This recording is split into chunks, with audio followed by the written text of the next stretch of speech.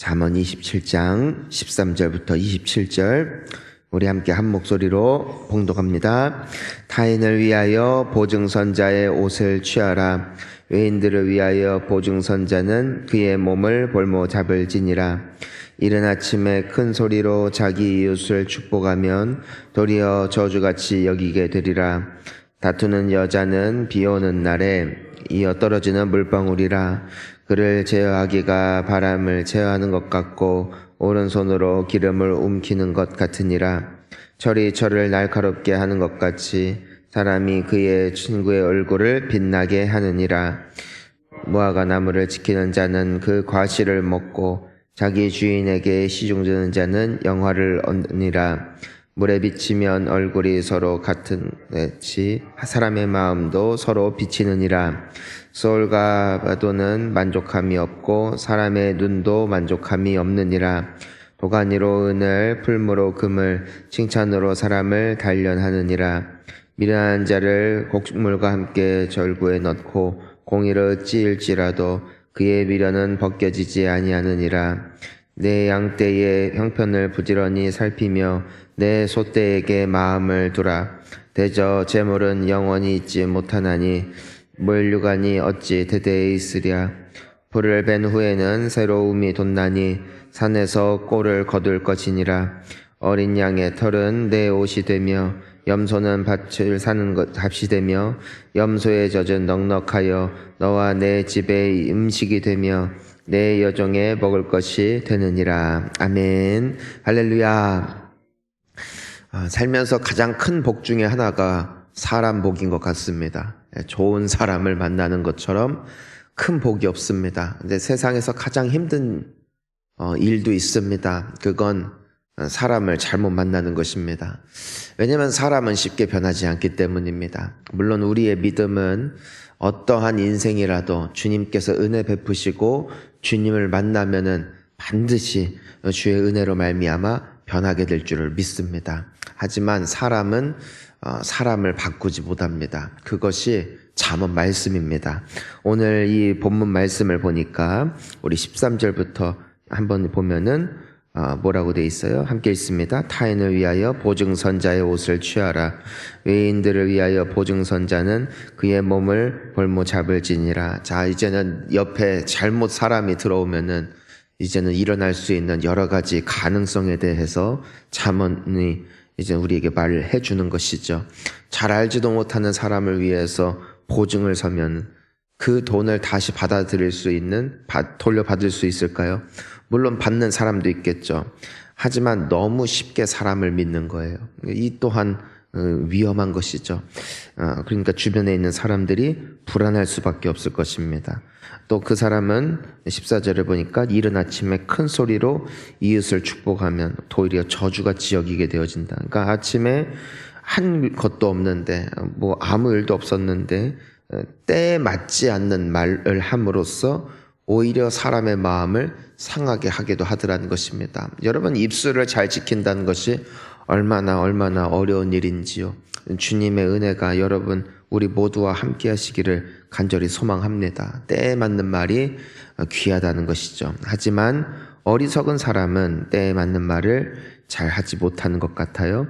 또 계속해서 보니까 15절부터 다투는 여자는 비 오는 날에 이어 떨어지는 물방울이라. 그를 제어하기가 바람을 제어하는 것 같고 오른손으로 기름을 움키는 것 같다. 그러니까 계속해서 다투는 사람과 함께하면 비 온 뒤에 처음 밑에 또 물이 새는 것이죠. 그러니까 계속해서 문제가 찾아오고 뭐 하나 조금 정리된 것 같으면 또 싸울 일이 생기고 그러니까 사람을 내 곁에 두는 사람이 얼마나 중요하냐 이겁니다. 얼마나 중요한가.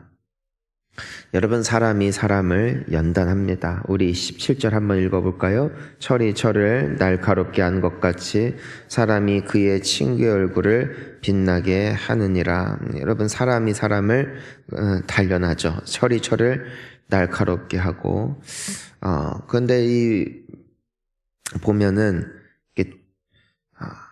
철이 철을 날카롭게 하잖아요. 그러니까 칼을 갈 때 여러분 스르렁 스르렁 소리가 나지 않습니까? 쇳가루가 날리도록 갈아야 됩니다. 그러니까 사람이 사람을 가는 거예요. 여기에 우리가 하나의 생각해 볼 수 있는 부분이 무엇인가? 바로 내가 물론 좋은 사람과 함께 있는 것이 복이죠. 하지만 때로는 이런 어리석은 사람들 혹은 좀 이런 좋지 않은 예시가 되어지는 사람을 통하여 사람은 또 빛난다는 것입니다. 단련이 된다는 것이에요. 좋은 사람과만 있는다고 사람이 크진 않아요. 보니까 좀 나쁜 사람도 있어야 됩니다. 그러면은 사람의 인격이 형성되고 성숙해지는 것 같아요. 보니까 다윗도 참 고약한 사람들을 많이 만났어요. 부모들도 그렇고 형제들도 그렇고 나중에 그가 주군으로 모셨던 사울 왕도 그렇게 좋은 사람은 아니었거든요. 근데 주변에 있는 사람들이 그러니까 다윗은 참 인격적으로 더 하나님을 의지하는 인생이 되어지므로 오히려 복이 되었음을 보게 됩니다. 그 요셉도 그렇고요. 또 다니엘도 주변에 보면 다 사람들이 다니엘 어떻게 해서든지 간에 다 집어넣으려고 어떻게든 모함해서 그 자리에서 끌어내려는 사람들로 득실거렸지 않습니까? 그러니까 의외로 주변 사람들이 안 받쳐주니까 소망을 주님께만 두더라는 것이죠. 그래서 그 사람은 또 아름답게 정결하게 더 가꾸어지는 모습을 보게 되더라는 것입니다. 사랑하는 성도님 여러분, 사람을 바꾸려 하지 마시고 사람이 아닌 하나님께 소망 두기를 축원합니다. 그것이 사람이 아름다워지는 방법인 것 같아요. 목회를 하면서 많은 사람들을 보는데 결론, 인간은 인간이다. 나도 인간이고 저들도 인간이고 내가 나를 알잖아요. 내가 완전하지 않잖아요. 항상 불안하기 짝이 없잖아요. 오늘 기분 좋다 이거예요. 조금 오후에 있다가 어떤 기분일지 모르겠어요. 오늘까지는 좋았다 이거예요. 내일은 무슨 일이 일어날지 모르겠어요. 가끔 보면 나처럼 착한 사람이 없는 것 같아요. 때로 보면은 나처럼 악인도 없는 것 같아요. 근데 내가 그렇다는 것은 곧 무슨 뜻입니까? 내 옆에 사람도 그렇다는 거예요.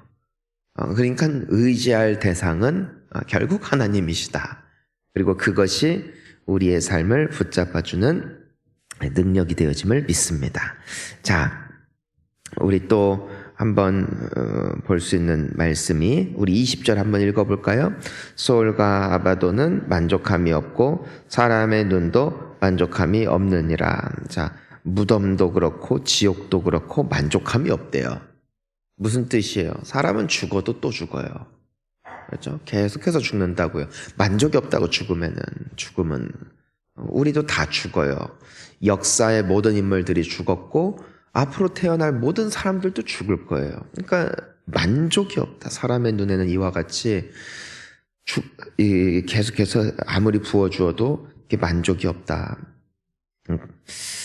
21절 함께 읽어봅니다. 도가니로 은을, 풀무로 금을, 칭찬으로 사람을 단련하느니라. 그러니까 도가니로 은을, 풀무로 금을, 칭찬으로 사람을 단련한다. 이것이 칭찬하면은 그 사람이 단단해진다가 아니라 우리가 풀무에 금, 진짜 순금인지를 넣어보면은 알 수 있듯이 도가니에 은을 넣으면은 그게 진짜 좋은 은인지를 알 수 있는 것처럼 칭찬해보면은 이제는 그 사람이 어떤 사람인지 보인다는 겁니다. 여러분 이렇게 사람한테 좋은 말 해주잖아요. 그러면은 사람이 씩 웃어요. 좋아가지고. 그런데 미련한 사람, 잠언의 말씀이죠. 어리석은 사람한테 꾸중을 하잖아요. 그러면 그 사람은 뒤집어집니다. 근데 지혜로운 사람한테 꾸중하잖아요. 그러면은 그 사람은 그것을 잘 소화시켜서 결국 발전을 합니다. 이게 그 말씀입니다. 그 칭찬을 싫어할 사람은 없죠. 그런데 이 꾸중해 보면은 압니다. 이 사람이 어떤 사람인지. 여러분, 때로는요, 내가 아주 모진 말을 할 수 있는 사람이 귀한 사람이에요. 왜냐면은 그 사람은 그 말을 들을 수 있다라는 신뢰가 있기 때문입니다. 맨날 칭찬만 한다는 것은 무슨 뜻일까요? 그 사람에 대한 어찌 보면은 험한 말을 못하는 거예요. 왜요? 말하면 삐지니까. 말하면 삐지니까. 여러분 22절을 보세요. 읽어볼까요? 미련한 자를 곡물과 함께 절구에 넣고 공의로 찌을지라도 그 미련은 벗겨지지 아니하느니라. 여러분, 그러니까 사람이 안 바뀐다니까요. 안 바뀐다고. 뭐 칭찬을 해도 또 갔다가 막 아주 절구에 넣고 찢는 것처럼 그 한다 할지라도 그 미련이 벗겨지지 않는데요. 그 사람이 그렇게 쉽게 변하지 않는데요. 자, 그래서 어쨌든 결론은 하나님을 믿고 하나님께 소망을 둬야 된다라는 것인데, 자, 그러면 우리는 어떻게 사는가? 어떻게 사는 것이 지혜로운 삶인가? 자, 우리 23절 한번 읽어봅시다. 내 양떼의 형편을 부지런히 살피며 내 소떼에게 마음을 두라. 자, 어떤 뜻이에요? 그러니까 사람이랑 막 사람을 바꾸네 마네, 뭐 사람을 어떻게 하네, 그런데 마음을 두기보다도 자, 이미 나에게 주어진 것에 부지런히 열심을 내고 최선을 다해서 사는 것이 복이라는 것입니다. 형편 탓하지 말고 이미 나에게 주어진 것 말이죠. 자, 우리 24절도 읽습니다. 대저 재물은 영원히 있지 못하나니 면류관이 어찌 대대에 있으랴. 여러분, 다 영원한 것은 없다라는 것이에요. 영원한 것은 다 지나가는 것이죠. 여러분, 뭐 부자가 망해도 뭐 3대는 간다라고 하는데 3대 지나면 그럼 그지입니다. 영원한 부자가 없어요. 있다가도 없어지는 것. 그렇다면 어떻게 사는 것이 가장 복되다는 것이요? 지금 있는 것을 누리라는 것이고 지금 할 수 있는 일에 최선을 다하는 것이 복되다는 것이죠. 자, 우리 마지막으로 25절부터 27절 읽습니다. 풀을 벤 후에는 새로 움이 돋나니 산에서 꼴을 거둘 것이니라. 어린 양의 털은 내 옷이 되며 염소는 밭을 사는 값이 되며 염소의 젖은 넉넉하여 너와 내 집의 음식이 되며 내 여종의 먹을 것이 되느니라. 아멘. 재물은 어떤 거예요? 가만히 있는 거예요. 근데 양이나 소는요, 살아있는 거예요. 내가 가꾼 만큼, 내가 투자한 만큼 나에게 유익을 주는 것이에요.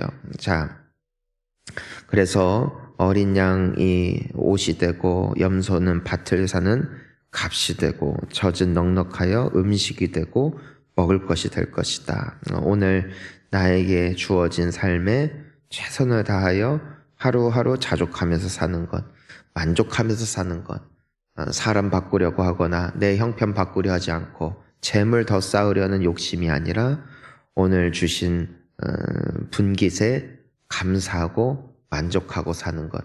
여러분, 지혜는 그런 것 같아요. 자, 따라하겠습니다. 주신 만큼 누리는 것. 또 따라하겠습니다. 맡긴 만큼 충성하는 것. 이것이 가장 복된 삶입니다. 남의 거랑 비교하지 마시고 없는 것 있게 하려고 하지 마시고 오늘 주신 것에 감사하고 오늘 주신 것에 충성하고 오늘 하루를 잘 사는 것. 이것이 지혜인 줄 믿습니다.